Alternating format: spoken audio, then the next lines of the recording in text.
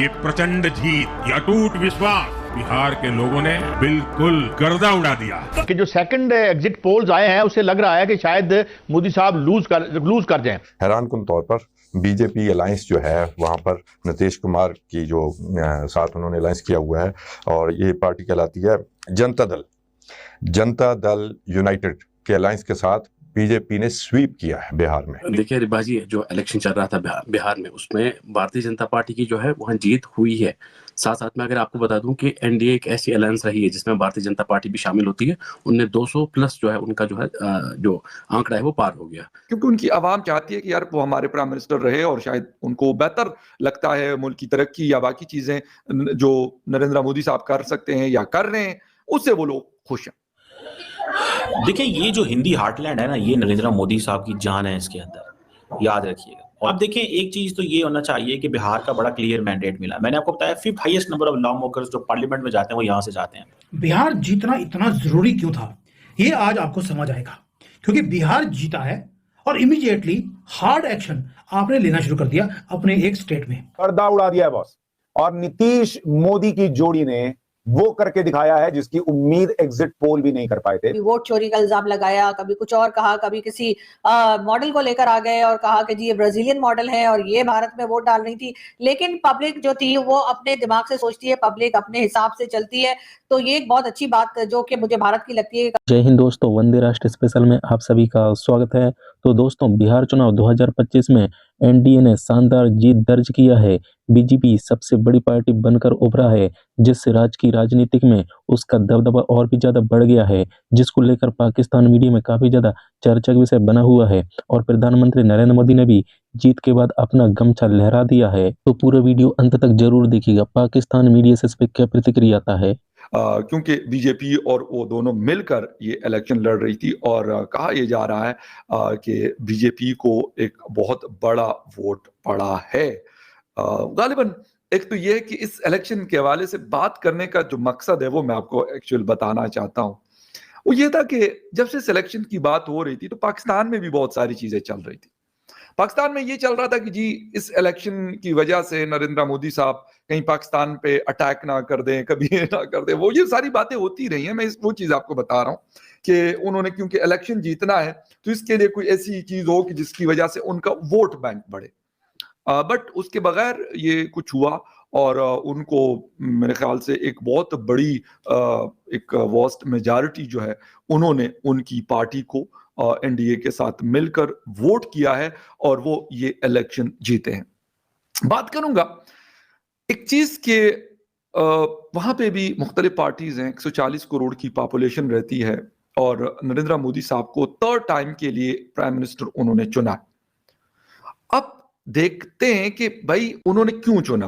क्योंकि उनकी आवाम चाहती है कि यार वो हमारे प्राइम मिनिस्टर रहे, और शायद उनको बेहतर लगता है मुल्क की तरक्की या बाकी चीजें जो नरेंद्र मोदी साहब कर सकते हैं या कर रहे हैं, उससे वो लोग खुश हैं। ये तो एक पॉइंट हो गया। लेकिन एक और भी बड़ा इंपॉर्टेंट पॉइंट है, और वो क्या है, वहां का जो सिस्टम है, उन्होंने जो इलेक्टोरल सिस्टम बनाया हुआ है, वहां पर ये नहीं है कि अगर नरेंद्र मोदी साहब वजीर आजम है तो भाई वो इन्फ्लुएंस कर सके इलेक्शन कमीशन ऑफ इंडिया को। ये सबसे उनकी स्ट्रॉन्गेस्ट चीज है, ये सबसे उनकी मजबूत चीज है, जो हम बदकिस्मती से हमारे पास ये नापैद है। वहां पर अगर कोई शख्स इलेक्शन लड़ सकता है या लड़ रहा है, और जनता चाहती है, अवाम चाहती है कि इनको हम वोट करें, वोट देकर वो इलेक्ट होके वो पार्लियामेंट में पहुंच जाता है या पहुंच जाती है। वजह क्या है?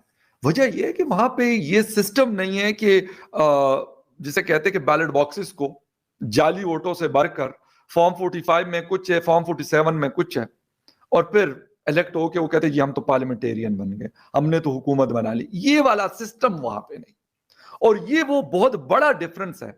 ये इतना बड़ा फर्क है इंडिया में और पाकिस्तान में कि शायद हमें पता नहीं पहुंचते हम पहुंच भी पाते हैं कि नहीं पहुंच पाते, क्योंकि जो सूरत हाल है वो तो इसके बिल्कुल ऑपोजिट हमारे यहां लग रही है।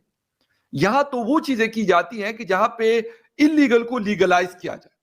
Narendra Modi is still the most popular leader, और बिहार जो है इज क्रूशियल बिकॉज ये इंडिया की 3rd मोस्ट पॉपुलर स्टेट है। तकरीबन 130 मिलियन लोग हैं यहाँ पे, जितना पंजाब जो सूबा है हमारा, जितना इतना कोई ये पूरा ये एक स्टेट है।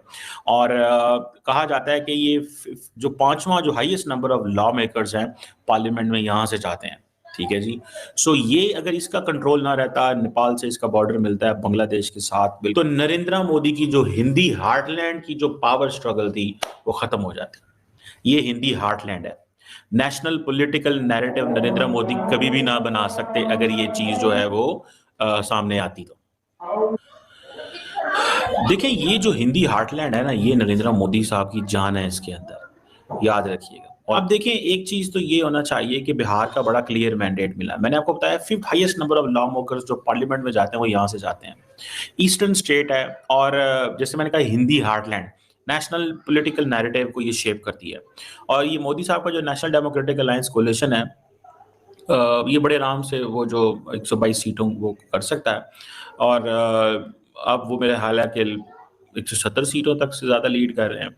एनडीटीवी का मैं देख रहा था, उन्होंने कहा जी 191 पे भी जा सकते हैं, ठीक है जी। और इसका मतलब पता क्या है कि ये 60-70 और सीटें ले रहे हैं लास्ट इलेक्शन से। आइए सो मोदी साहब जो हैं उन्होंने बिहार के अंदर अपना ये जो कोलिशन शेप किया, उसके अंदर देन वो आप समझ लें कि वो अपनी गेम कर गए। और जो पॉलिटिकल एनालिस्ट थे बहुत ज़्यादा वो समझ रहे थे कि बिहार इलेक्शन जो है वो मोदी साहब ने रिसेंटली $1 बिलियन के करीब वहां पे पैसा ट्रांसफर किया। मोदी साहब ने ये सितंबर के अंदर 853 मिलियन डॉलर, $1 बिलियन ही हुआ है ना, खवातीन को दिया एम्प्लॉयमेंट प्रोग्राम के तहत। वुमेन वोटर जो है इंडिया के अंदर वो एक बड़ा नंबर है। और जब आप खवातीन को पैसे भेजते हैं उनके अकाउंट्स में तो वो एम्प्लॉयमेंट प्रोग्राम के नाम पे तो वो तो वोट देती हैं। ये पाकिस्तान के अंदर बिलावल भुट्टो जरदारी की पार्टी भी ये करती है, उन्होंने भी ये रखा हुआ है, ठीक है जी। ये और बिहार जो वो जिसे कहते हैं ना कि पॉलिटिक्स को बहुत अच्छे समझते हैं, स्टूडेंट पॉलिटिक्स भी उन्होंने की हुई है। 1977 से जनता पार्टी बनाई और वो तब से लगे हुए हैं। और लोकसभा में भी रहे हैं बहुत दफ़ा। अभी वो सारी बात है, मिनिस्टर फॉर रेलवे भी रहे हैं, चीफ मिनिस्टर भी 2000 से रहे हैं। So he is been power for all his life.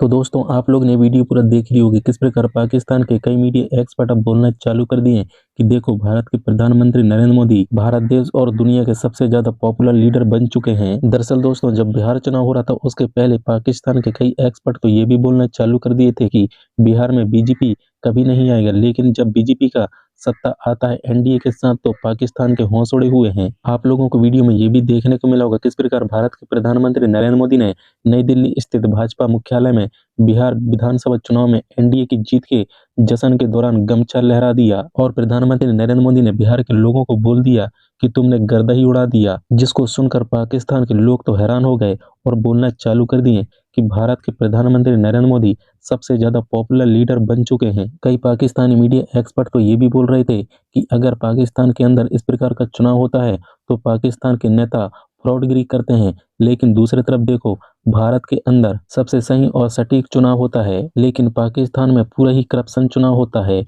और चुनाव और कोई लड़ता है और सीट में और कोई बैठ जाता है। तो वीडियो को एक लाइक करके जरूर जाइएगा और कमेंट में अपना राय लिख के जरूर शेयर